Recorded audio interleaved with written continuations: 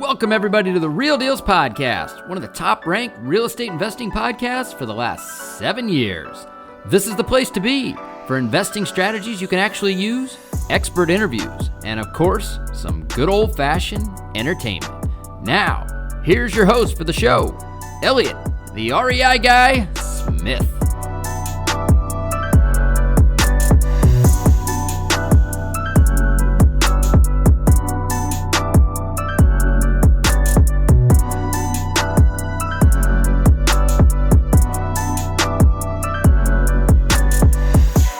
Real Dealz podcast listeners, got a great show for you today, I think. So this is another show in our studio. Pretty excited about it. That's 2 shows in a row that we were able to do. My buddy Mike DeHaan, who was here, and he was on the show in January, and then he was there for a roundtable show we had that was in the studio, but it wasn't very good. Just couldn't hear. We couldn't fix the audio. But he was here this week. His wife was getting a tattoo, so I said, let's hop on the mic. He has had a lot of growth in his business since we last talked to him, really in January.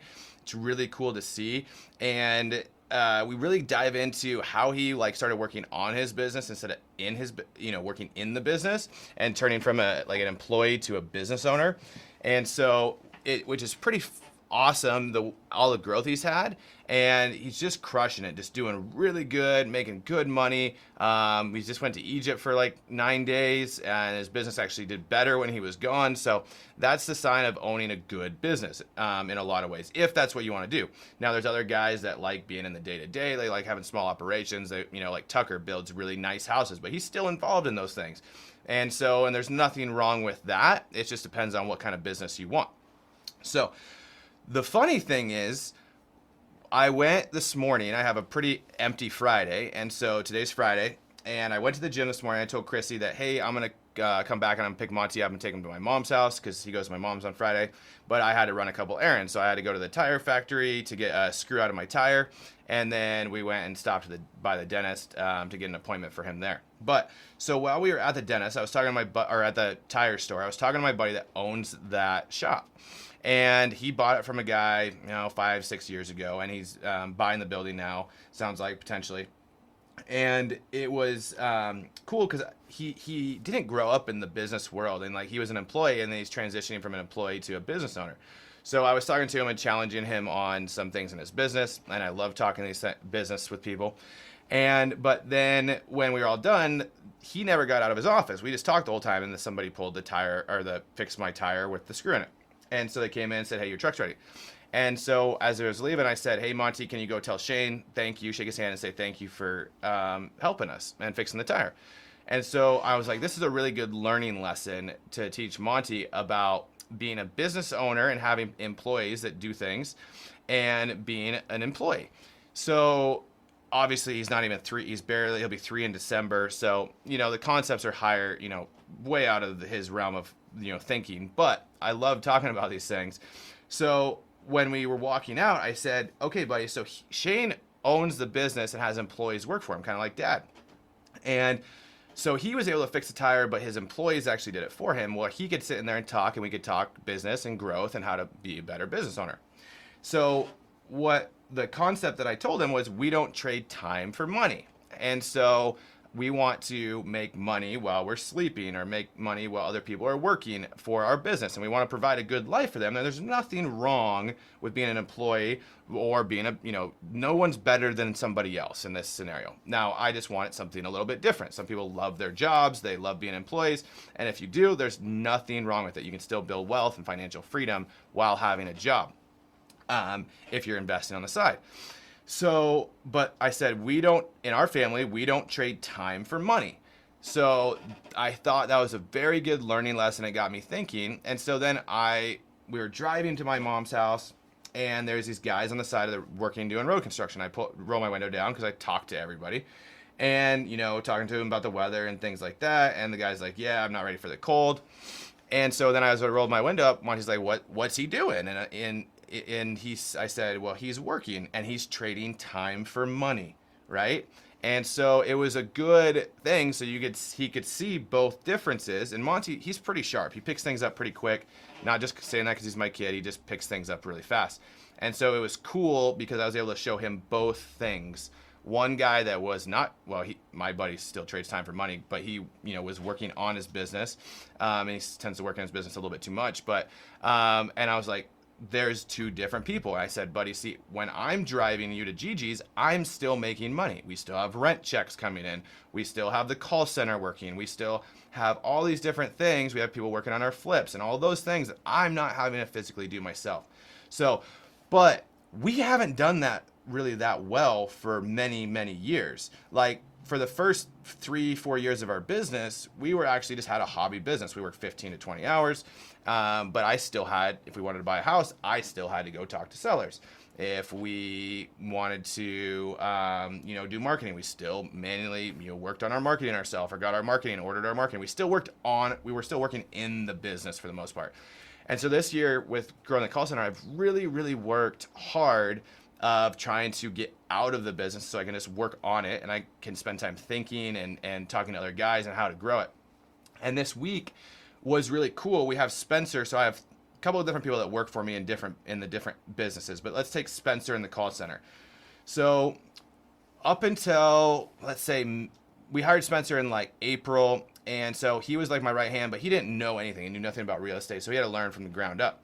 And so we're selling this call center, so I had to get involved, and I was pulling the list for guys. I was doing the skip tracing for guys.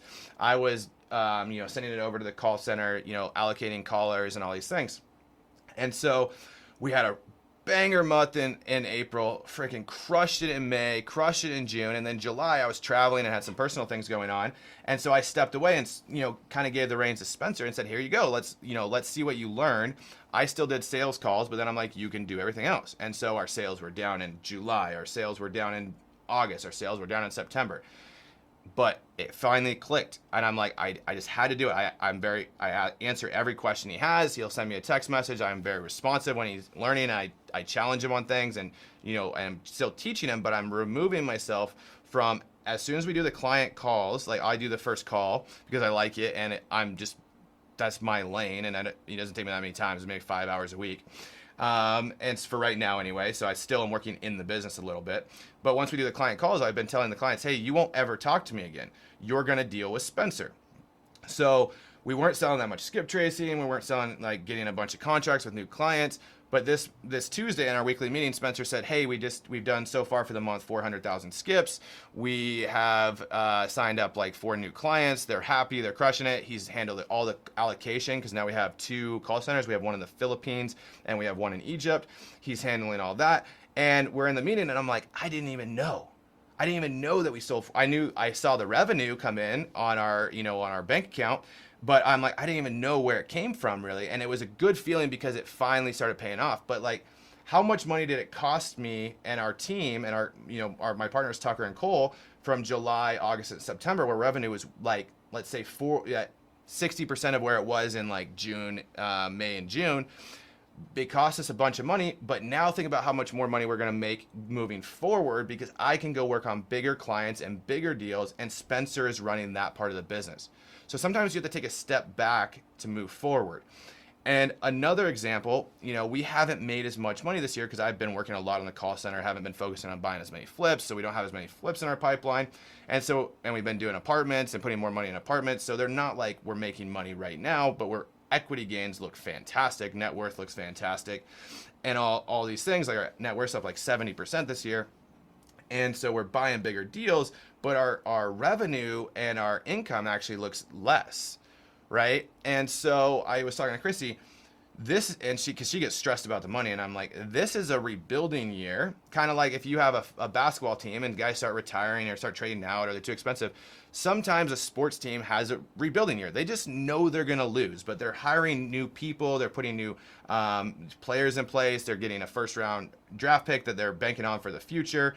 Maybe pays off, maybe doesn't. They're getting a new coach. They got a new GM. They're rebuilding the franchise, and they know they're going to lose for a year or two. They know that they're not going to be in contention for championships, but they're building towards an ultimate goal. Unless you're the Seattle Mariners, then they just always are rebuilding every year for the last 20 years. But you're building it so then you can go win championships, right? And so things have to change. And you look at dynasties, look at the Chicago Bulls, right? They didn't transition well out of Michael Jordan. They haven't been competitive really since Michael Jordan, right? But they won 6 championships with him. They put a really winning team together. Then let's look at like the Lakers, right? They've been competitive with now they're competitive now, but they had to rebuild for a couple years after Kobe and Shaq were done. Look at Golden State. All these things change, people change. You have to hire new people. And so we're really working on, we just made a killer hire, we think, for our property management business and for working in our business. Spencer's crushing it. Tony's crushing it. You've heard him on the show before. So we're in a rebuilding year, which is, again, I've talked a lot before about loading your catapult. We're loading the catapult, doing all the hard work, and we're not seeing it. But then once it gets down there, boom, the catapult's going to shoot off. So anyway, I think there's a lot of good here, and I think really understanding those things, and good book is Traction that you can read. A lot of people like that. And there's some other good books out there, but I really think that this is something that you should focus on in the last quarter of the year is, who do I want to be next year, and what pieces do I need to put in place to make that happen? What investments do I have to make in myself? What investments do I have to make in my business and in my team? So anyway, hope you guys have a great week. I think you're really going to enjoy this show. If you didn't listen to the show that he did, go listen to the one in January where he talks about where he was in January, and then listen to the difference of where he is now, and then you can start implementing some of these things in your business that we talk about, but you can see the growth. It didn't take him that long to get there. So you're only a key hires and few key moves away from really, really exploding your business. And so anyway, I hope you guys have a good show. Here's a quick word from our sponsor, and I'll catch you later. All right, Real Dealz podcast listeners, I want to talk quickly about our show's sponsor, Ironbridge Lending. If you guys have not reached out to Ironbridge already to talk to them about funding some of your upcoming flip projects, I highly encourage you to do so. I've known the owner of Ironbridge for a very long time. I've personally borrowed millions of dollars from them over the years to do a number of different projects, and I can say without a doubt, they are the best hard money lending company I have ever come across, and that is the reason why they are the sole sponsor of this show. I've had a lot of other companies reach out to me and want to sponsor this show, but I just won't do it. I feel like I need to be genuine in who we have sponsoring the show, and it needs to be somebody that I've personally done a ton of business with. So I personally vouch for their ability to be the best, hands down, in the world of hard money lending. You won't find better programs, you won't find better terms, and they're lending or will be lending in over 20 states. So chances are, if you're hearing this in whatever state you're in, it's definitely worth it to check out their website, reach out to them, see if they're lending in your state, and if they are, I would absolutely encourage you to do business with them. Another very cool thing to note is that they have a program for most rehabs where you can actually borrow up to 90% of the purchase price. Now, this is given the fact that you are actually buying a deal, which if you're listening to the show, that means you probably are. But if you have an actual deal on the table, they'll fund up to 90% of your purchase price, and they'll even give you rehab funds on top of that, which means that it only takes 10% down to get into a project, which is unbelievable in the hard money world. So do yourself a favor, reach out to Ironbridge Lending, have a conversation with them, see if they're a good fit for you and for your next project. I can guarantee you that you'll be happy that you did. What's going on, Real Dealz podcast listeners? We are back for show 390, 391. We have a longtime friend of the show, Mike DeHaan. Mike was back here in January. He was on the show. He came back with Aaron Beal. We did that roundtable, I don't know, was that 3-4 months ago? Something like that, yeah. Yeah, that one didn't come off very well. We were testing out the studio, but we're back in the studio again. So this is a second live episode that I've done. Well, not live, but in person. And we're trying new headsets, new audio this week. So we're just trying to figure out how to make this work. But Mike, thanks for coming. Yeah. Thanks for having me sort of last minute. Yeah. So Mike calls me. We were talking on Friday, and he's like, "Hey, my wife's coming down to get a tattoo in Kennewick. And do you want to hang out?" And I'm like, "Yeah." So we're like, "What are we going to do?" I'm like, "I don't know. Let's go shoot a podcast." Yeah, exactly. Perfect. So anyway, life has changed dramatically. So if you guys haven't listened to it, Mike was 355 back in January. So go listen to it and then listen to this one and just hear the difference of where he's at now versus where he was in January. I think in January, you were like in one of those roller coasters, like just making money and then not making money and up and down, up and down. So why don't we talk about where you're at now, what you've kind of done this year, how you set yourself up for success. And I think you got a lot of cool stuff going on. Yeah, for sure. So I guess back in January, we had, I guess we were almost a year into our business at that point, but we hadn't really consistently been doing deals yet. We had just hired our first staff member, I guess 2 months before that, was our acquisitions manager, and we're sort of figuring out what that flow looked like, having employees and managing our deal flow with that. And then now fast forward from there, I guess, what are we in October now? We're 10 months later, we're consistently doing 3 to 5-ish deals a month. I mean, so far for October, we're at 6, but Nice. kind of an anomaly carrying over some stuff from September. So we'll probably finish out with like 8 or 10 by the end of the month. And you're in Knoxville and Spokane, right? Yep. So that's one of the biggest things as we added a second market. So as we systematized a lot of our stuff in Spokane, we realized it was pretty easy kind of just to copy and paste somewhere else. So we started doing some deals down in Knoxville, Tennessee. Nice. So we've done a handful of wholesales down there. We've done a flip down there that we just signed the contract on to sell it, I guess, last week. And then so that should be closing here by the end of the month. So that's been a big part of us, getting more going on along there as well. And I mean, the biggest thing that's changed is, I guess, that shift from being in the business to being on the business, and we get those systems and stuff in place. Yeah. And now we have, 3 full-time staff. We're hiring hopefully another one here in the next. In states, in U.S.? Not necessarily. We have just one that's local. We have other people that are expats that are American, but they're based in Central America. So virtual sales team. Yep, exactly. So they work for us full time. And, I guess they're different from a VA in the way that they are like a true full-time employee, and they are like a lot more integrated into the team than like a VA is. Yep. We have VAs as well, but they do a lot more administrative stuff behind the scenes. Okay. Then we're currently hiring a dispositions manager as well, which will be handling, offloading our contracts and a lot of our transaction coordination. And then once you reach that, I mean, we're kind of going to be on autopilot. Nice. Because our marketing stuff is all systematized through our VAs. Our lead management goes through our lead manager, and then our acquisitions team. And then, we're going to be bringing on a dispositions person to handle the back end of the contracts and the transactions. So in that stage now of like, how do we start to scale that? How do we start to grow that to, from 3 to 5 deals a month to, 10 plus?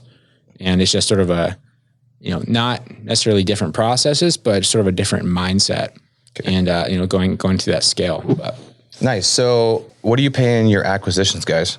Yeah. So we pay them a fixed fee, and then we pay them like an hourly? So our acquisitions guy basically a fixed monthly pay. Okay. It kind of varies, so I'm not going to say their number on here.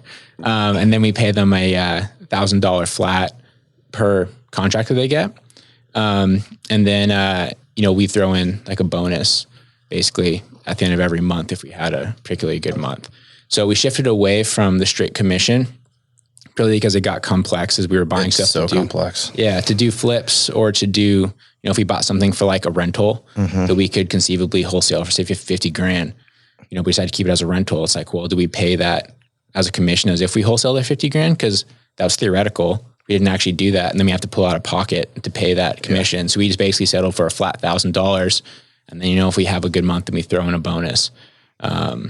It's been working out pretty well so far. It's been no gripes, especially because then the balance is if we do have a deal that goes kind of sideways, like we had one in Knoxville, we were expecting to be able to wholesale for $15,000. Instead, we found out that it wasn't that good of an area. So we ended up getting a $5,000 assignment fee. They still get $1,000. Nice. So yeah, we've been dealing with that with my guy Tony. He came on the show a couple weeks ago, and we're doing some live training. But it's like, how do you pay these guys? That's like, okay, do you give them a piece? Like at first we had it like, okay, you get a minimum per wholesale deal, and then you had like percentages. But then the hard part was like, maybe he did most of the stuff on the deal, but then I actually negotiated the deal. So is that like a full commission? But like, it's best for the deal for me to come in and negotiate because you're still learning. Or like my partner, Corey, would go on he'd set up the appointment, he'd go walk it. And then the best thing for the deal was Corey to negotiate it right there. And so it's like, how does he get paid? So we've actually just restructured that we've tied him into gross profit. So like, monthly gross profit, getting a percentage of monthly gross. There you go. And so we just kind of gone off our historicals and like figured out a decent percent. And then he would make a decent living at where our historicals were, but then the sky's the limit, right? At the end of the day. So yeah, but we'll see if it works. Yeah. I mean, because you guys do a lot of flips though too. So that's where it kind of gets weird. Well, he would be tied into those as well. Yeah. So then, what happens when you have a flip, you sell it, and it's going to, or I guess you have a flip, you start it, Do they collect a commission at the close or at the sale? At the sale. So what happens when they quit before you flip the house? Sorry. Do they miss out? Sorry. How it works? Yeah. You gotta I mean, yeah, you want to stay. I mean, it's kind of like, I was hanging out with some buddies and they were talking about golden handcuffs. Like, how do you get these guys incentivized? Like, they're running big syndication funds. Yep. And they're like, how do we get people to stay? And they were talking about, okay, we would pay them a percentage of a deal, but it doesn't vest for 5 years. Yeah. And so then each deal after that, 5 years. And so that's how you kind of build in the golden handcuffs, I guess. Yeah. I guess if you're doing like 7-figure multifamily syndication, that makes sense. Yeah. You know, when you're doing like smaller flips, that'd be difficult to be vesting stuff like that. Yeah, you could invest. Yeah, so your vesting is till the deal closes. Yeah. So if you like build a huge pipeline and you want to go do something else, like, okay. Yeah. Thank you. Cool. Yeah. See ya. Thanks. Yeah, that makes sense. I don't know. Maybe this works. Maybe it doesn't. But like, I feel like paying acquisitions guys, because Tony's in Florida, but he's really good at like talking to people and getting people on the phone and building rapport. Yeah. And like, he's relentless at getting people on the phone, which I'm not, and I don't want to be, but like, I can negotiate deals pretty easy. Like I had yesterday, for example, I had a deal. My stepmom called me and said, hey, I have these clients that are buying a house, but they want to sell their rental. It's a piece of shit. And they want to use that money for the down payment. And so I'm like, okay. So I called the guy like an hour later. Went and walked the house last night. He wanted 165. I offered him 130, gave him good terms. And he's like, okay, I'll take it. And I'm just like, boom, done. Yeah. You know? And so it's like, but how do we make sure we're winning as a team? Yep. Where all that, there's like the problem with like the model of like, you get commission on just what you do, or like, I think it takes away from like, we're not trying to win together. Right. And I want him, because he's like done a lot for building out our CRM. You know, we switched over to Forefront. We've switched. So he was messing with Podio for like 2 months, trying to get that dialed in. Then he was trying to find other ones. So we switched to Forefront, and we've really liked that, but he's integrated that. So I want to make sure that we feel like we're winning together. And he's a part of the team in that sense, because I want him to actually grow in this, and I want him to learn. But I want, like, we're going to be moving into bigger deals, like commercial, multifamily stuff. And I want him to, this is your training ground, and then you can go do bigger deals. For sure. Yeah. So I guess we pay commission for all of our people on every deal, regardless if they touched it or not, just because of that same thing. You know, because especially as you're talking to different sellers, different people are going to mesh. Different sellers are going to mesh with different people better. So like one of our primary lead manager, he's, you know, older guy, he's in his 50s, lives in Nicaragua. He's like an old school sales guy. There's certain people he's going to mesh with better than others. And also too, he has like kind of an accent. We found that like older women, especially, he just like crushes that. Like, honestly, it's hilarious. But then, you know, our acquisitions manager is local. He's a younger guy, you know, a little bit softer spoken. You know, the people that like need a shoulder to cry on, he's going to do much better. Gotcha. Right. And then, you know, we get the kind of a lot of the landlords, you know, that just want to talk straight business. Generally, they want to talk to the owner of the company. So that's where you usually have to come in and close those deals. So it's kind of like becomes a team effort, because everyone knows that regardless of how it gets done, if it gets done, then everyone's getting paid. So even if you close a deal, you're paying your acquisitions guy in Spokane, and you're paying your guy in Nicaragua. Exactly. Yeah. Even if they never even touched it. And they're getting $1,000 a deal. So our acquisitions manager does, our lead manager gets 200. Okay. The guy down in Nicaragua. But do you have another guy that's closing deals in Nicaragua? So we just started some prospectors down there that basically are cold calling for us. We haven't got any deals off them yet. Yeah, because it's not called magic. Yeah, right. Let me go over a couple weeks. But we're just paying them hourly. So, you know, whether we throw them a deal that wouldn't be like what you do there. You would pay them a bonus. Yeah, because I mean they're just churning through so much stuff. Yeah. So we'll kind of navigate that one. Those you guys, you can just bonus like off of like a lead quality, like how well did they do, how much information did they get, and like more did you show up, how many dials did you get out, how many conversations did you have. Yeah, exactly. And like great, like a weekly grading metric that they can get, like, here's an extra $25 if you hit all these metrics. Exactly. So more and more like lead measure stuff rather than lag measure. But you're only giving your acquisitions guy stateside $1,000 per contract. Yeah, on top of his base pay he gets every month. Okay. So how is he incentivized then to actually get a good deal? So that's the key question, right? And so the incentive comes from the fact that if we have a good month, he's going to get a bonus at the end of it. So basically he knows what our minimum is that he needs to try and negotiate. And if he only gets minimums, he's not going to get a bonus. Gotcha. And if he gets better than that, then he knows he's going to get a bonus at the end of the month. And that's a discretionary bonus? Yeah, it kind of just comes down to, it's performance based, right? It's like, how the business did. So that way we can sort of. How are you guys kind of calculating that? Mood of the day, or? I mean, yeah, to be honest, yeah, a little bit. Yeah. And then also too, we just sort of look at our bottom line and sort of like the stuff that we have coming up. Cause obviously if we have a bunch of rehabs that we know are going to need money, we're not going to be dishing out as much extra cash. Yeah. But is that fair to the sales guy though? I mean, it's not, they don't give a shit about your rehabs. Totally. That's why it's discretionary. Yeah. I feel like this like doesn't get talked about enough, but like if anybody has found a really good system, like please send it to me. It's so challenging, and in all the groups and masterminds and stuff I've been in, people have tried so many different things. And the problem is like people always will end up getting unhappy or they'll feel like, or they'll make this honestly the situation that we had with our previous acquisitions manager, our first one. Well, she was making too much money for like luck, right? Yeah. So then she wouldn't work hard. So we after trying a few different things, we found that if it's just like a fixed amount and they know that there's the opportunity for making more, just like by negotiating better. Yeah. That typically it's worked out more consistently, I guess. Well, I think the thought process would be if like I just had a wholesaling company, it's very easy. Totally. You get 15%. Of the wholesale fee. No problem. If I just had a flipping company, you get 10% of the back end. If we're flipping it, like you can either take 15% of like a reasonable wholesale fee, which is, whatever, or you can take like 10% or something of the back end, right? Of what you can ride the boat, right? Or if you just had a rental buying company, you could get then really a flat fee of like whatever, right? But like when you mix all three, like that's where it gets really confusing. For sure. Because then you're like, oh, this one has this structure and this one has this structure and this one has this structure. And the sales guy's always going to want to be the one that like do the structure that makes them the most money. Yeah. Right. Yeah. Well, I mean, on that same note though, too, even if you do only have a wholesaling company, where it gets difficult is, if you're truly commission based, this is what we found previously. She was very heavily commissioned, was that if it wasn't like a lie down, she just wouldn't spend time on it. Because she was like, why would I waste time trying to, because how it is too. It seems like. Well, how you do that is you do it by number of deals in a month, I think. Yeah. So like, okay, if you get 2 deals a month, you get 12.5%. Yep.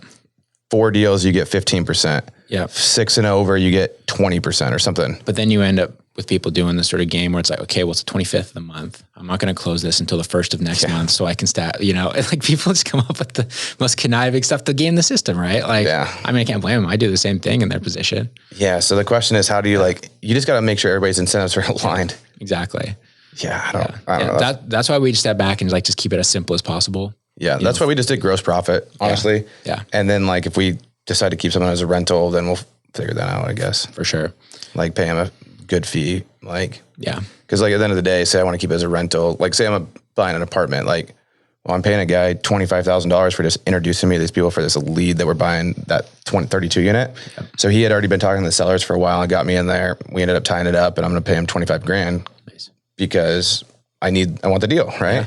And it's like, I paid this other kid for the 25 unit. We paid him. He just made a phone call. He cold called the guy and he was calling him about, hey, do you want to sell this or whatever? But he was calling about one of the tenants actually.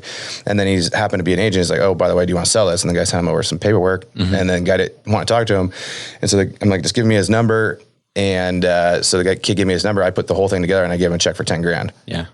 So it's like, okay. So just take care. I mean, if you can take care of people. Exactly. Right. I mean, and that's the thing is, I'm very open about like communicating with people about stuff like that. So I've made it very clear with our people that if they do have issues with those sort of things to talk about it. Cause I think that's where people get, the most disgruntled is they feel like they can't converse with their boss or like they feel like they're not allowed to. Yeah. And, I mean, the other thing too, that we do offer, which I think kind of balances out is when we do get stuff that comes through, our acquisition man, he wants to invest himself. So we always give him first shot at it, even if we'll make less money. And how are you structuring that? So basically if he wants to get it, like we'll give it to him at like a reduced fee from what it could be.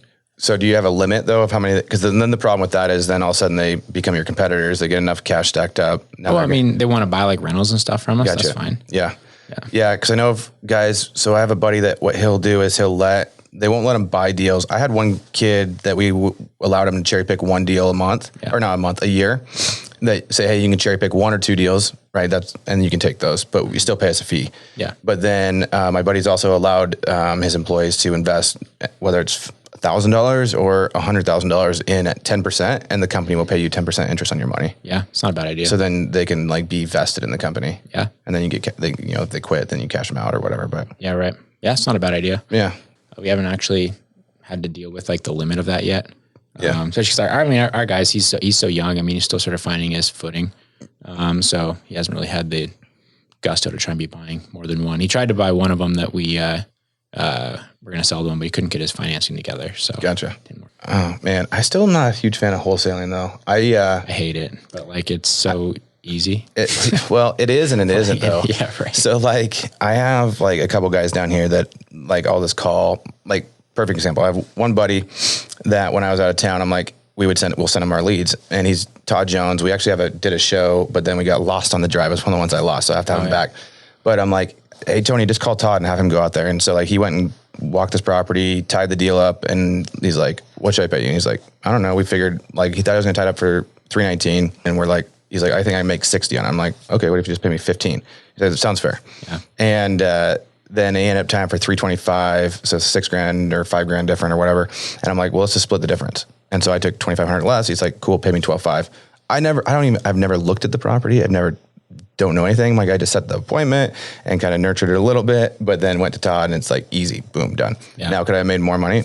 I don't know. I didn't look at it. Yeah. But I do that with Corey sometimes too. But then we just did another one with one of my good buddies. So he was buying like four deals at the same time, and we had plenty of time to do it. And so we assigned it over to him, but then he was using like a different lender or whatever, national lender. And they had just done a deal the week before, no problem. Like took him like 10 days to close it, no problem. This one we had like for a month and a half. They fucked the closing all up. Yeah. Like, and it's like, I had to go call the seller because I don't not close, right? Yeah. And so it's like stressful because I had to tell the seller, hey, we said we would close on the 29th. That doesn't look like we're closing until the 3rd now. Yeah. I know you got an extra mortgage payment, but then I had to call my buddy and I'm like, hey, you're paying the extra mortgage payment or whatever the difference is in the payoff. And I sent the guy $500 Venmo on like the day we were supposed to close because we didn't close, and just said, hey, sorry about that. Here's $500. Yeah. And I made him pay it, but it's just like kind of stressful because like so stressful. It's so out of your control. Yeah. I know there's a lot of moving parts, and I hate like the sneaking around that you do, you know, when you're like, oh, can we see the property? And you have to like be like, oh yeah, this is my contractor, you know, ignore the fact that it's a young couple, you know, that is obviously not a contractor. Yeah. But yeah. It's like they work for the contractor. Yeah, I know. I feel like I just don't, because he had to go back in there and then he had to go do like a video tour for like his underwriting or whatever. This is stupid. Like, I never go back into a property. Like, cause I go, like at this contract that we tied up yesterday, like I went and walked it in and out 10 minutes. And I'm like, 10,000 non-refundable. I'm closing on it because I know I want to buy it. Yeah, right. And it's just like easy. And, but yeah, I just feel like, I don't know, I do feel like I'm being dishonest to a certain extent. Mm-hmm. So that's why like I just partnered with like 1 or 2 flippers, and I'm just like, you go at it. Like maybe I make less money like per deal, but I'm like, okay, maybe I can make $2 or $3 grand more, sure, but like it's not worth the headache. Totally. I mean, that's pretty much what we do as well with all of our wholesales. Is we have probably about 4 or 5 different investors in Spokane that you know, they'll buy stuff sight unseen. We know they're good to close. Like they do a lot of business. We sell pretty much everything to them. Yeah. And then every now and then we'll get one that like seems like it's, you know, super desirable for another investor, and we'll go to like a different route for that. Or if it's like a weirder property, or it has something unique, like it has some extra lots or something like that we think we can make some more off of, then we'll sort of shop those around. Yeah. But yeah, I mean, when you're having to like, you know, these people that go and they do the dispositions where they have like the big walkthroughs and they like bring all these people out. Yeah, I'm like, how do you get that? Do you just like tell the seller like, hey, I need like the house for half the day? Yeah, I don't know. And then you have like an open house. Yeah, I mean, if it's vacant, you can put like a lockbox. Yeah, that's no problem. But how many houses do you buy that are vacant? So now never. With vacancy like 0.1%. Yeah, they always have somebody in there. Yeah, we have a vacant one right now, and I think it's the first vacant house we've had in 2021. Really? Yeah. So it's like, how do you get, like, do you say, hey, tenants, here's $200 to go away? Yeah. For like 5 hours or? Yeah. When they never do, because they know they're going to get kicked out when the house sells anyway. So always, you know. Yeah. It's not, and then they put it out to bid basically. Mm-hmm. And it's just like, no, just tell me your price. Yeah. Yeah. But I mean, I've heard Cole talk about this before on one of these podcasts in the past. And he's saying, you know, they, I think he said like they get an average of $5,000 more to stuff that they openly dispo. I don't think this is a long time ago. He said this. I don't know if it was Cole. Well, I know that they just have a couple investors too. Handful. They don't put them out. Yeah. but I've heard other guys that, they get more money doing it that way. Yeah. So if you look, you did 50, so you did 50 deals and you made an extra $5,000 per, I mean, that's like $100,000 a year. Is that math right? Yeah. But again, it's $100,000 worth my stress. Exactly. Right. And I don't know. Yeah. I don't think there's any right or wrong way. I don't like that way though. Yeah. I feel like you're brokering without a license. Yeah, I feel like it's $250,000 more. Oh, yeah. Sorry. I didn't even check your math. Yeah. See, I just trust you. Yeah. So, all right. So you got that, and then you bought a bunch of rentals this year too, right? Yeah. We bought quite a few rentals. Yeah. We've done, we had some duplexes. We bought some short-term rentals. We're currently under contract for a mobile home park that we'll probably look at keeping. Yeah, we've done, I guess, in the last 12 months, just right on 50 deals since like last October. Nice. A lot of those are this year. Yeah, it's been a major escalation because I think back when I was on here previously, we had done like 16 deals total. So yeah, it's getting the systems in place, and I think too, just like the consistency of the marketing, because we've been getting a lot of deals too of people. We do mostly through direct mail. We get a handful of ones that like we mailed them like 10 plus times. We got one not too long ago. We had mailed them 16 times before they finally called us. Yeah. And the crazy thing is the previous 15 times they didn't have any motivation to sell. And the 16th time, the owner had just had a stroke, and we were talking to the daughter who was like, hey, they can't maintain this property anymore, and the property is terrible. Like, you need to get rid of it. We literally still have people that were mailing from when we first started like 6 years ago. Yeah. We just don't stop. Yeah, right. Like literally, unless you like die and the property sells, like, and if you die, we're calling you probably. Yeah. But like, if the only way we take you off is if you call us and say, hey, I'm never selling this, like go die. Yep. Or the property sells. Yeah. But we just keep going. Yeah. Because you never know. And then like we've gotten, I don't know about you, but we get a lot, like 2 to 4 deals a year from probates of somebody that saved our letter. And then like the executor of the state will actually call us because they found the letter because they saved our letter. And they're like, hey, it looks like you were talking to, such and such, and like, you want to come see the house? And those ones, never do I have competition. Oh yeah. Ever. Yep. Yeah. We get similar ones to those. Do you actually go and manually pull that data yourself as well, or do you get it off like the macro list? Because what we do is we actually go through the obituaries, and we have a VA that goes and looks up, skips trace the name, and then goes and sees if they own property, and then we mail them directly. Rather than waiting for it to get on PropStream or something like that. Yeah, we don't. We get stuff. We do the obituaries, and then we also like have access to the court records. So we pull every day that there's something filed, like divorces, probates, estates, unlawful detainers when that was a thing. They would just pull, I get a list every day of everything that's been filed with the case numbers, and then we're tied in so we can go get the case and then get all the documents associated with that case. And then, then they basically build our court files, and then they go find out if they have property, what it looks like, blah, blah, blah. And then see if it's something that fits our box. Yeah, that's perfect. Yeah. Yeah, we kind of go, if you can find the best data like that, that's the easiest way to have an advantage over everyone else. Because it's funny, we can even explain this process on here and guaranteed nobody will go do it. Yeah, most part, nobody does it. It's hard. Or the other, and then we also are tied into our county assessor. So, and we have a scraper that every time like a new lien judgment, anything's filed, and they got to hit certain boxes, then that gets pinged on our system every day too. Perfect. And so, but what I was tried to figure out at one point, and it kind of just got sidetracked, but even better than the obituaries, because there's still delay in the obituaries, right? Is how do I get the data from the hospitals? Yeah. That's really where you, like, if you can get there's data somehow to get it from the hospitals of like who died. Yeah. Then if you can get that, then you're even. That's getting next level. I feel like there's going to be a HIPAA violation or something with that. Well, no, because the hospitals report it somewhere, right? Because they report it to people like they have to, somebody died. So there's a place that they have to report, like it's, I think it's just public record. Somebody died. It's the same as obituaries, right? Maybe. I mean, there's still a list of like obituaries are good if like somebody writes a thing, but then there's just a list of people that died, right? It's the same. That's true. It's the same thing. Yeah, that's true. You got to start networking with all like the funeral homes and everything around. Yeah. It's like see. Yeah. I wonder if you like market to the funeral homes. Yeah. Like see if you like can go in there and you can put a banner in there. And like, I thought one time too, I'm like, bingo halls. What if I could fucking put a banner in bingo halls? See, this is the problem with investing too, is it makes you so cynical about this whole thing. You're just like, oh yeah, people die. It's like every now and then you'll get people that are like, I was like, oh, I'm going to live in this house until I die. And like, and they're 90 years old and you're like, well, yeah. Should I keep mailing? Yeah. No, usually those people are then it's going to be passed down to my kids. And then I'm thinking in my head, your kids are going to call me. Yeah, exactly. Sell it. They're going to find the 17 letters that you saved in your drawer. Yeah, exactly. Yeah. But again, only 5% of the market, 3 to 5% of the market needs to go to us anyway. Most people's houses are pretty decent. That's true. I'm not in Spokane though. Maybe 50% needs to sell to an investor. Hey. I mean, there's more than you'd think. Every time I go to Spokane and drive around, I'm like, how are people not just doing 50 deals a month in this market? There's so many shithole houses. Well, like, where do you drive though? I feel like Nathan's. So like I go through, come down 90, right? Yeah. And then you go to like one of the main streets, keep going, like you're going to Liberty Lake, but like on one of the first 3 exits, like go by Dick's or whatever and go drive out that way. Oh yeah, you're driving through the projects of Spokane. Yeah, and then you drive through there and then you go up to Nathan's. Yeah, because you're in East Central. That's like known as the roughest neighborhood there now. Just saying. All the houses are like 100 years old. Like you go up north to Chief Gary Park, like that's like the worst neighborhood in Spokane. Yeah.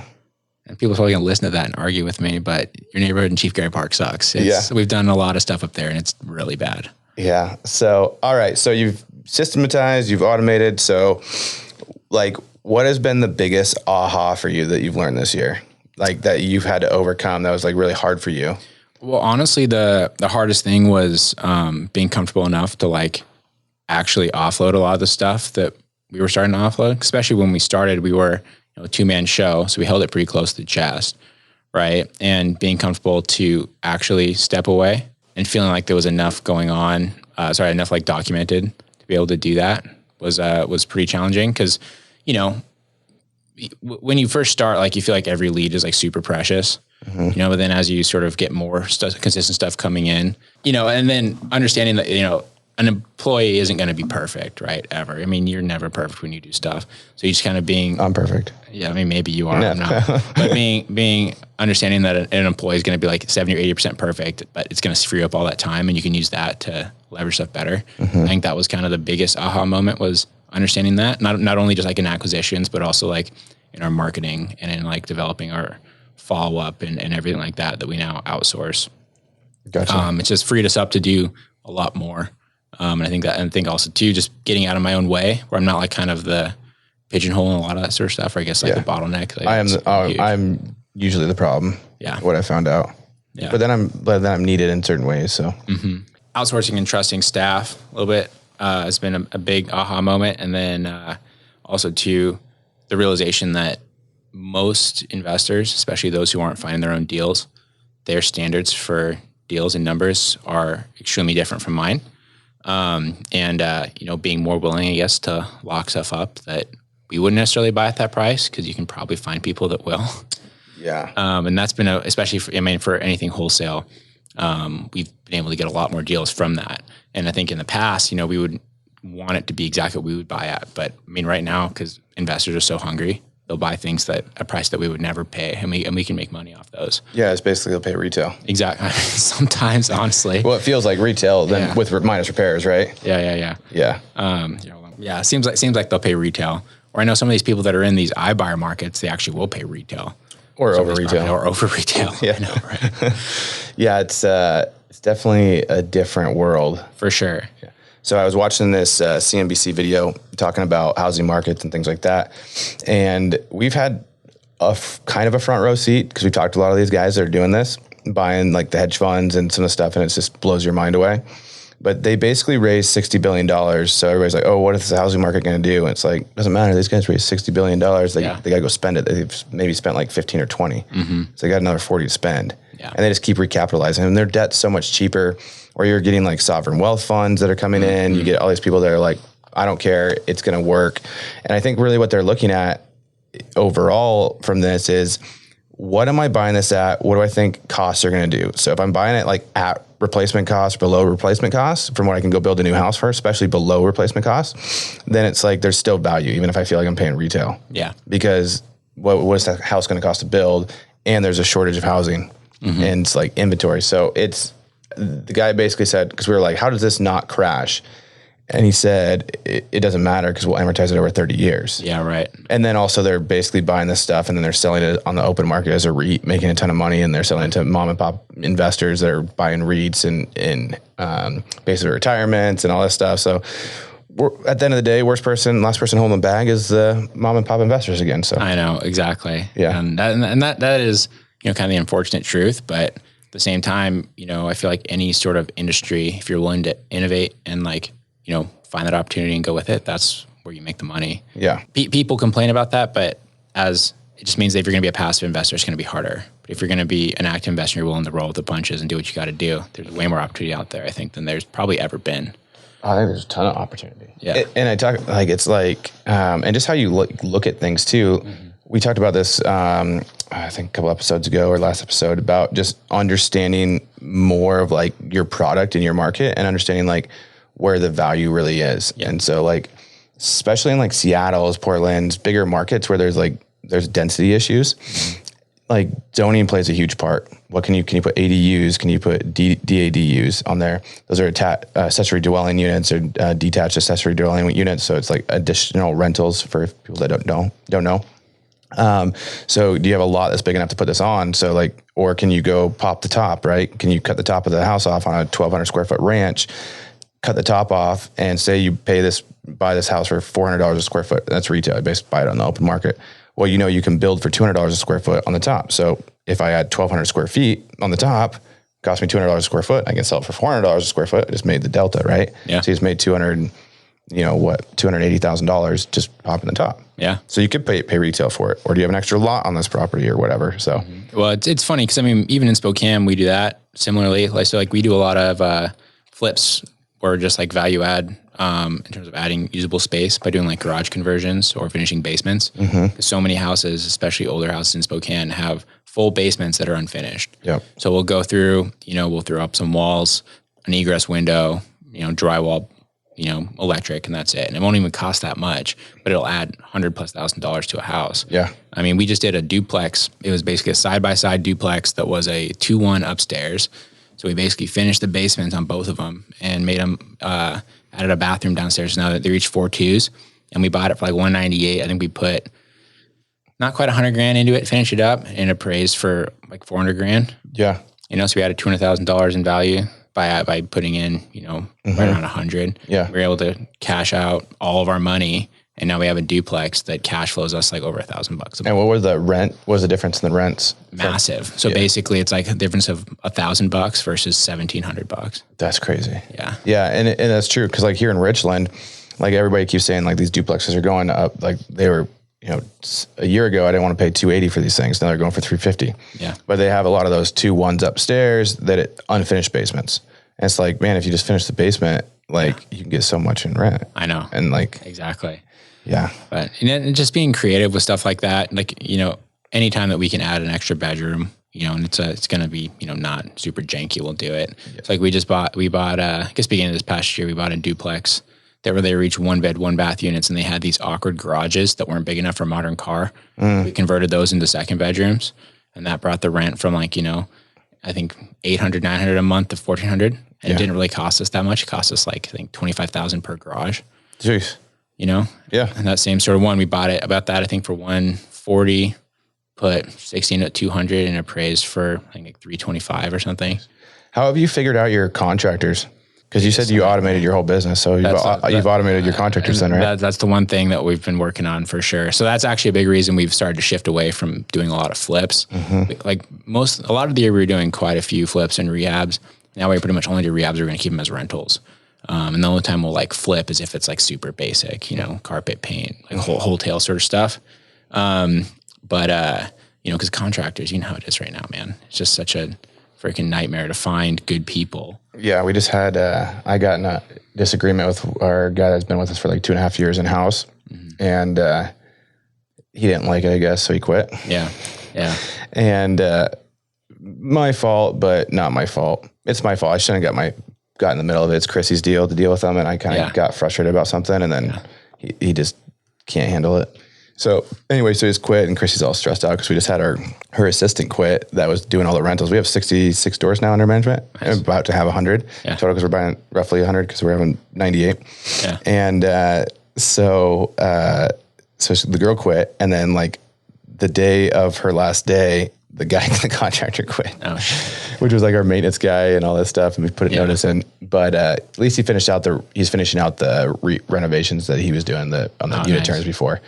So, but yeah, but the good thing is we hired this girl this week that is starting in like 2 weeks. It's going to be freaking awesome. She's better property manager than Chrissy and I both. Yeah. So that should and that's what we're kind of opening our eyes to is like, there's employees that you said earlier that aren't going to be as good as you. Mm-hmm. There's also employees that are going to be better than you. Yeah. In a lot of things that you're not good at. Totally. Yeah. And I guess the way that we've kind of automated that part is we have actually a new Gonzaga grad who wants to get into real estate, who's been managing our projects. So he's actually the one out there juggling the contractors and all that sort of stuff. So we don't have to worry about it as much. Mm-hmm. And that's been pretty huge actually.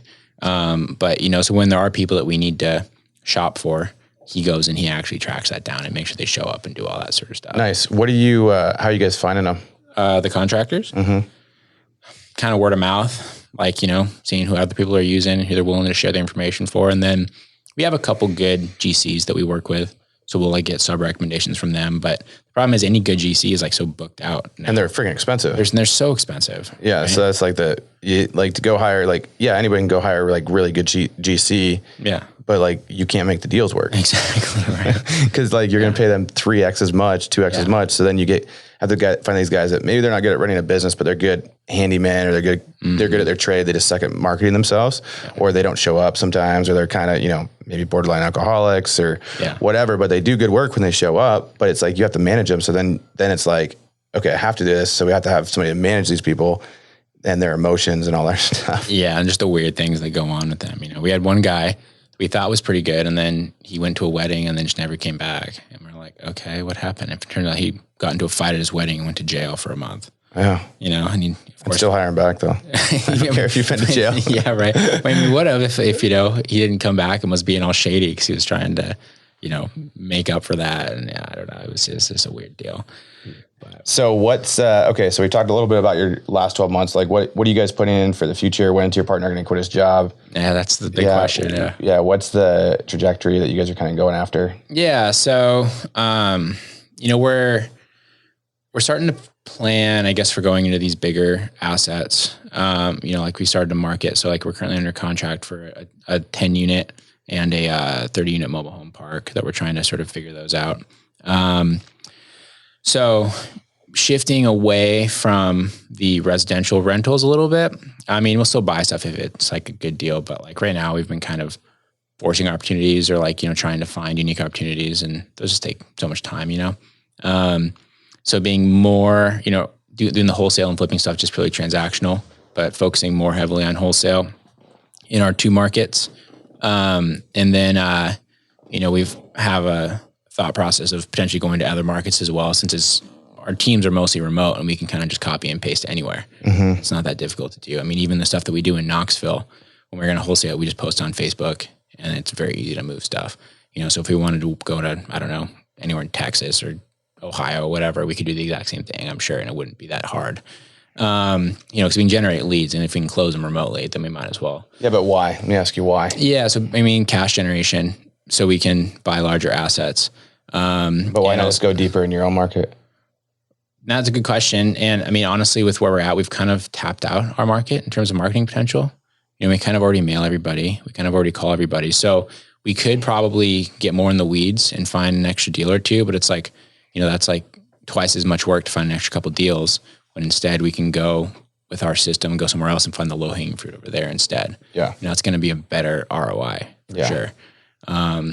Because, just like time and money only wouldn't get us that much further in our local market. I get you. So, but basically like if you're listening to this, what you should take away is basically you're able to go into people's markets in their backyard and take deals from them. Yes, exactly. And get deals. I mean, honestly. So it's like, and just because you've built good systems, good processes, and you've learned your craft, and you're 18 months in really? Yeah. I mean, yeah, but so we have officially started, I guess, was like February of 2020. So just over 18 months, I guess. Yeah. Yeah. So, and you're able to go in these people's markets and take deals from them. Yeah. And so it's like, but it took you time, it took you money, it took you reinvesting things back into programs and working with people. You worked with us for a while at Call Magic. You've learned from this program and this thing.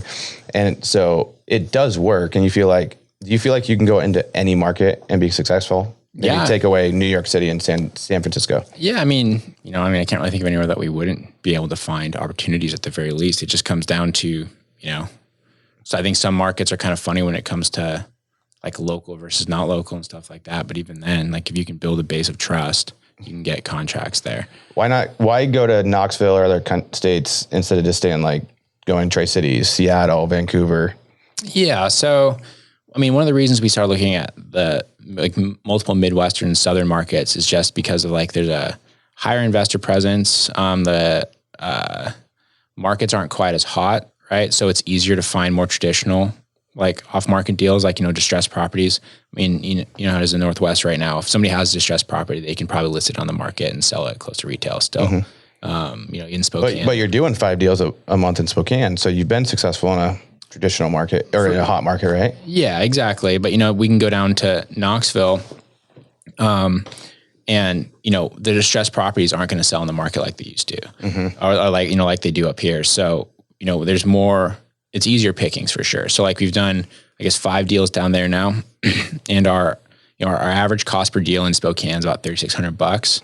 So far, our average cost per deal in Knoxville is $1,400. Gotcha. Right. And our profit margins are a little bit smaller because it's a cheaper market. When you're wholesaling a $50,000 house, you're not going to be getting a $30,000 fee on that most likely. Unless you're really good. And I guess you could do that, but it's also kind of shady too, right? Like when your fee is the, half the cost of the transaction. Or the same. Yeah, exactly. You heard me talking about that for last week. Yeah. I'm the podcast last week. Exactly. The $100,000 one with the $100,000 fee, like the process is just like, it's similar, but like it's a different sort of type of seller. Yep. And so, and like different like type of transaction that takes place too with a lot of people. Because we found down there as well, it's a lot easier to find buyers.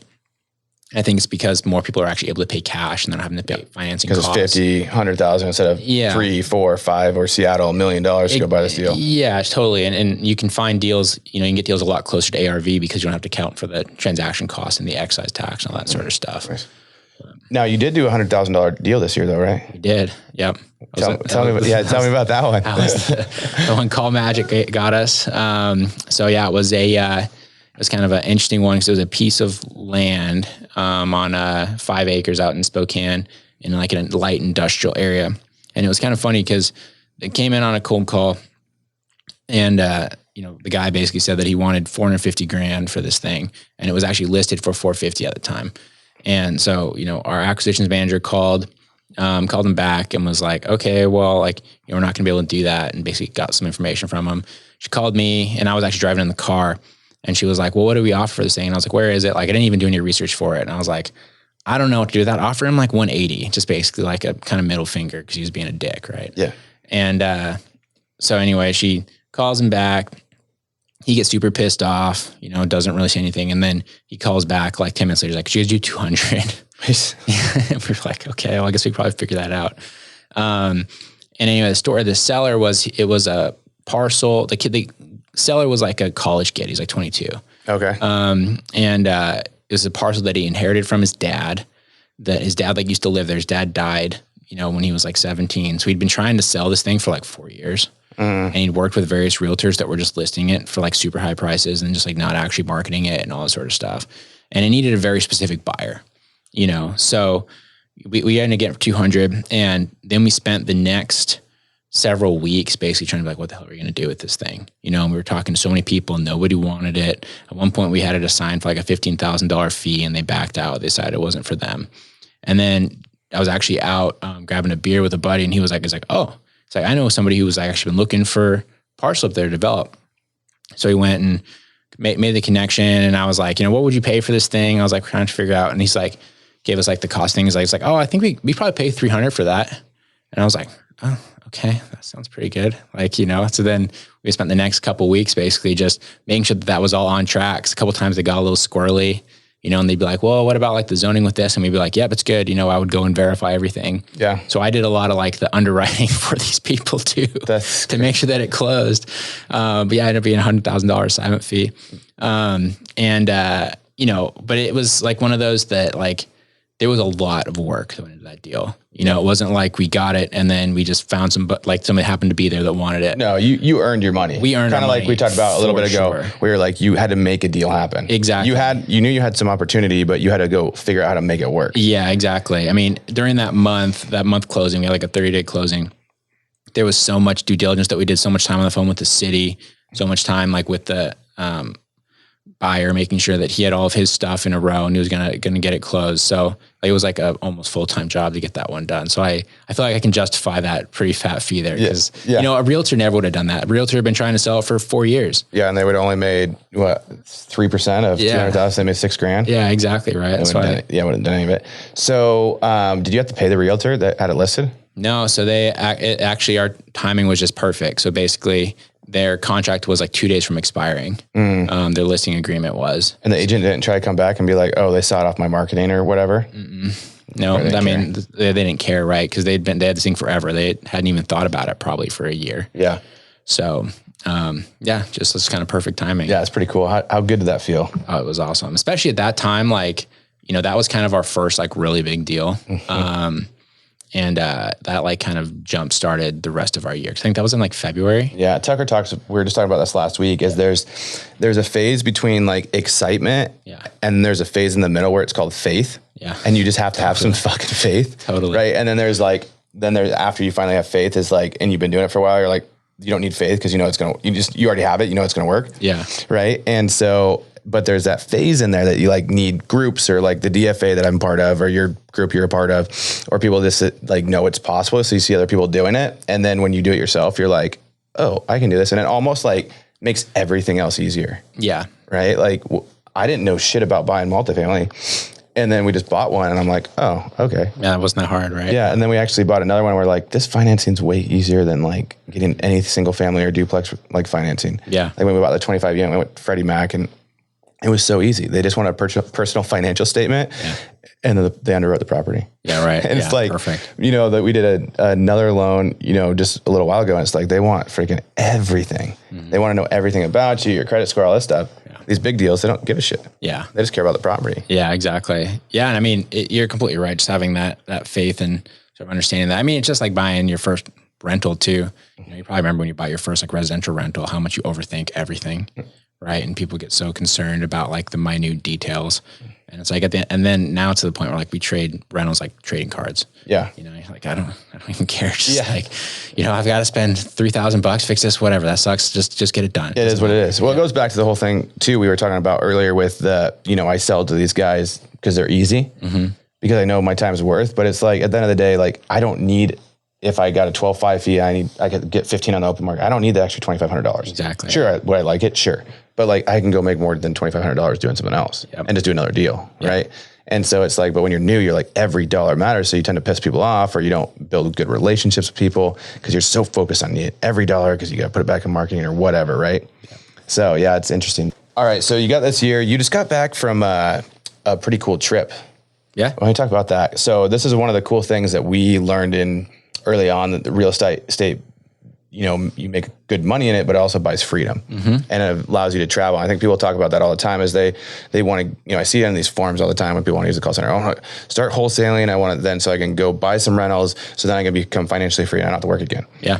But I like working, right? And so most people figure that out if they actually like the process. Like the people that really want to work tend to be the ones that stick, I think. Yep. But you also just went to Egypt for like 2.5 weeks. We were just there for 1 week. Oh, 1 week? Yeah, okay. Yeah. It was like 9 days. Well, I think the coolest thing about it that wasn't only just do the financial freedom, bless being able to do that, but we also like made good money while we were there because our business kept running, right? So, my wife and I went to Egypt and toured around we did like a guided trip for about 9 days. Kind of one of the interesting things about it was the first trip that I took like that since we started a business. And just because of the infrastructure there, we were like off the grid for most of that. Like I think I had internet connection maybe like 3 or 4 times. That was it. So yeah, it was hard. Like I was super stressed when we left. I mean, honestly, we had one of the best weeks we've ever had as a business. So you're the problem. I am the problem. Yeah. Seriously though, right? Like honestly, and I was talking to my business partner about that, and he was like, yeah, so, James, our acquisition manager, like he would have questions and, I wouldn't have a chance to get back to him. He's still working at his W-2. It's like, so James would just figure him out. Yeah. And I was like, well, that makes perfect sense, right? You empower people to make decisions, right? Yeah, exactly. So we were there and, I was legit like on vacation, disconnected from work for that whole time. And in that period of time, we signed around a flip that we're going to make about 40 grand on. And then we got 2 contracts, each of which are going to be, I guess like total probably another 30 to 40 grand with the wholesale fees. So, I mean, like, look at all that. We made 80 grand while I was on vacation. Yeah. Like, that's pretty cool. Yeah. Yeah. That's the one thing they always say, like, to find out if you're a business owner, like, go shut your phone off for 2 weeks and see if your business is still there when you get back. Yeah. Right. And you'll find out if you built systems. Yeah. I mean, this definitely kept ticking, and then not only that, but we teed up a bunch more that we signed. We got 6 this past week. Nice. That was all just, a lot of them were teed up while I was gone. That's always just how it goes in real estate too. You're always either drowning or you're, on dry land, I feel like. Yeah. No, I agree. Yeah. Yeah. It's ebbs and flows and you gotta be able to withstand that. So, yeah. But so yeah, it's been pretty good. And then, I guess one thing that I think would be interesting to talk about just really quick too is, we were having the discussion before about the debt to income, or not debt to income, the loan to values of our stuff. Oh yeah. Talking about our rentals and our like return on equity. Mm-hmm. Yeah. One of them we free-fied out on because it was a BRRRR deal. So 6 were rate and term, but like, and then 1 we didn't refi because we're just going to pay it off and put a HELOC on it. So we're like at 40% LTV on those. And there's like, I learned from Jimmy Daynard. He was talking about like doing it, like how you check your rentals is checked by return on equity. Mm-hmm. And like to see, and you made a comment earlier about trading cards. And like, I agree looking at properties like they're trading cards and like always trading in and out and making sure you're getting the best return on equity. But we decided to do rate and term because that's like our safety net, right? If everything else goes to shit and the market, dips 20% or whatever, like we're still really good on those properties.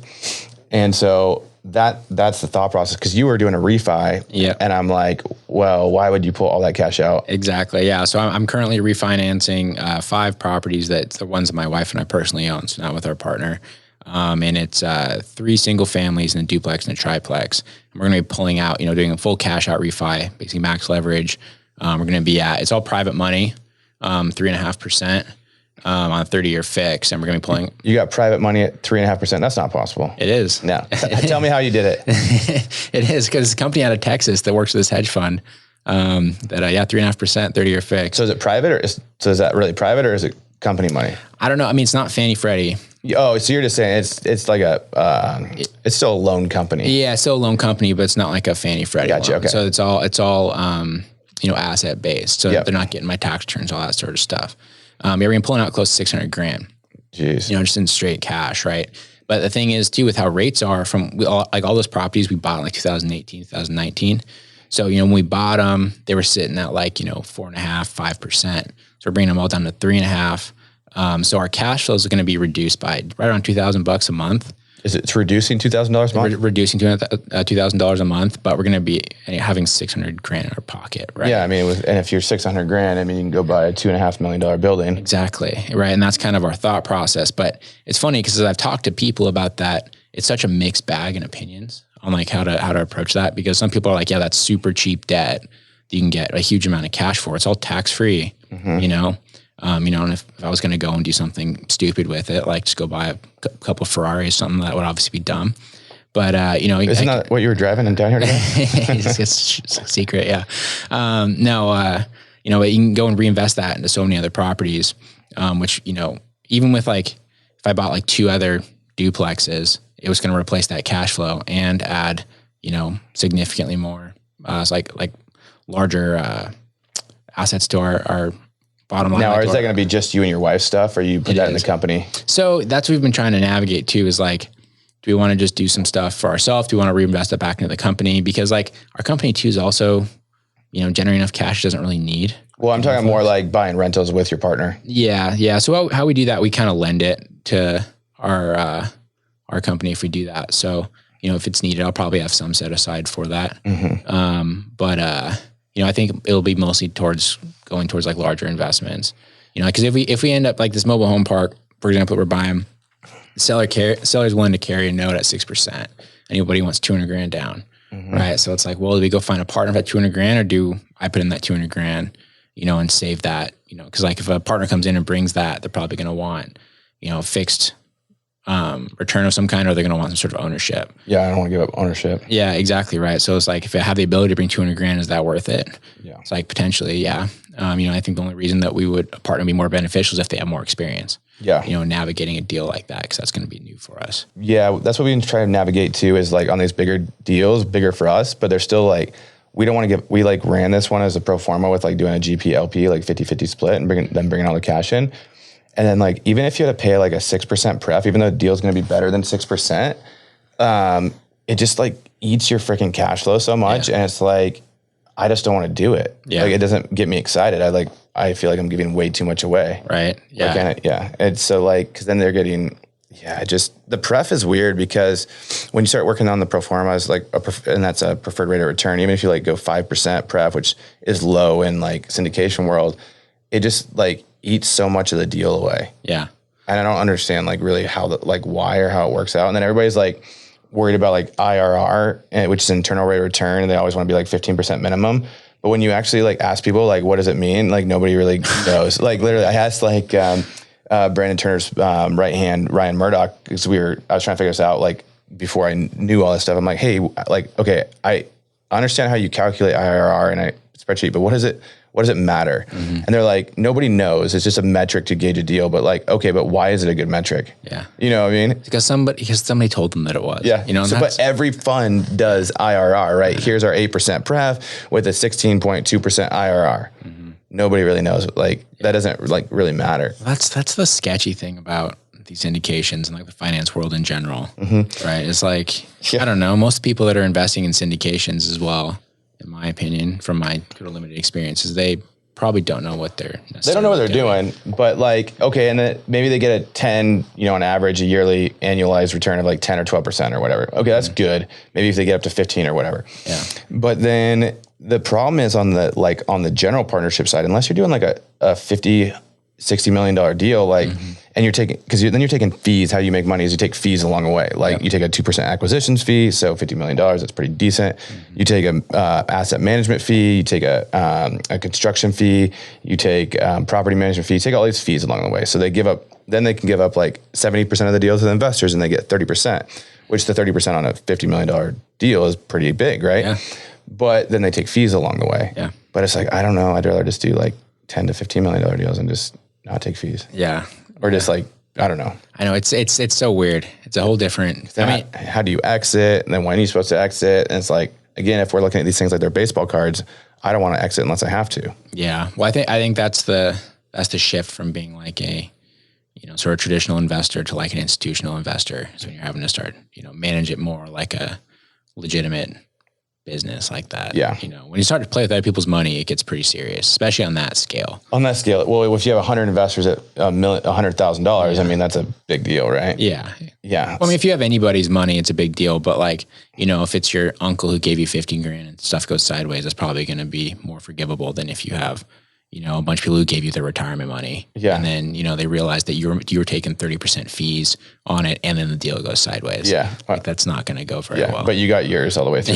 Yeah, exactly. Right. So they're buying these deals that are like shit, or not all of them. Some of them are like not buying great deals. And it's like, I don't know, man. Cause you can fudge these numbers any way you want. Yeah. Performers are pretty easy to fudge. Yeah. Well, I mean, so you're kind of in that world a little bit. You're doing the raising money for your stuff. And then, I know with some of the people that you roll with that do syndications, I mean, I feel like from an outside perspective that the real bubble in real estate is the syndication market. Oh, I agree. With all these people that are trying to, they're buying people's stabilized properties to try and stabilize them more. Oh yeah. And it's so funny. Ending. Funny story. I was talking to my buddy Ken McElroy, and he was saying that they were selling an asset down in Texas because they had basically got all the meat out. They wanted to trade out of it and go buy someone else.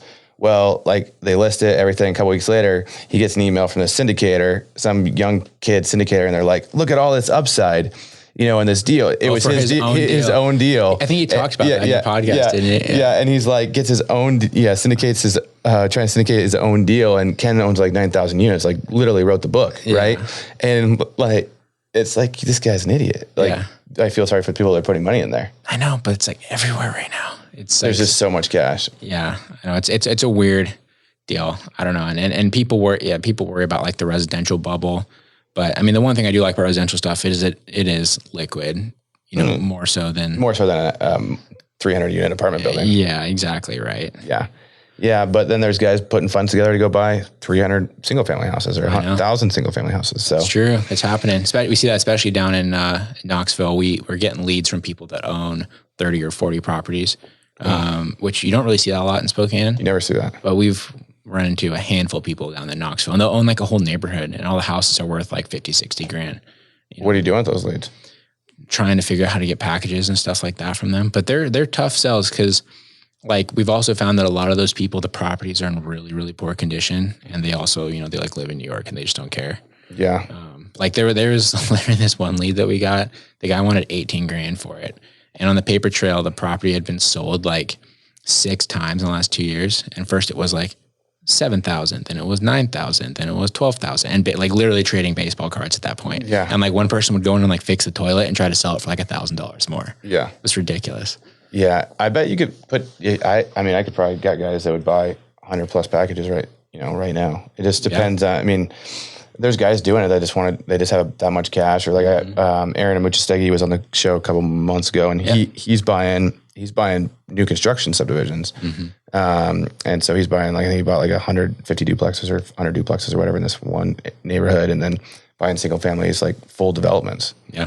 And just buying them before like going to the builder and being like, hey, I'll buy all of them. And they're like, okay, we need that because we need the financing. Yep. Instead of trying to spec them out, because they can't get as good of financing to spec them out. And then he's like smelling like a rose because here we are 7-8 months later. Yeah, the stuff's worth twice as much. Yeah, he's like, the builders are like trying to find any way they can to get out of these contracts. Yeah, right. Yeah, that's funny. But the one thing I like about the single family package, though, like you said, isn't the liquidity, is like if I went and bought a package of 100 homes, right? Mm-hmm. Say I need some cash flow or I need some cash for whatever reason. Well, I'll go sell 5 single family houses. Yeah. Right? I mean, that's as long as you don't like, if you can, the question is, how do you finance them? Can you finance them individually, or how do you do that? But I think pretty simply you can figure that out. Yeah, exactly. Well, I mean, if you're doing packages, like you can get jumbo loans that'll like bundle loans that'll do all that. Yeah, sort of you stuff. do portfolio loans or whatever, and then you can just sell them out, and then it just pay down part of that portfolio or whatever. Yeah, exactly. But I know it's interesting. Awesome, man. Well, I got to get going home. It's 6:30. I got a kid. So yeah. Anyway, thanks for coming on, man. I appreciate it, hanging out, and yeah. Yeah, buddy. I'm pretty proud of you. Yeah, good to see you. Next time you come to Spokane, though, don't just drive through and I don't live there. Oh, I know. I know. I'm a terrible person. So, all right. Signing out. We'll talk to you next time, man. All right. Thanks, bud. Later. Bye.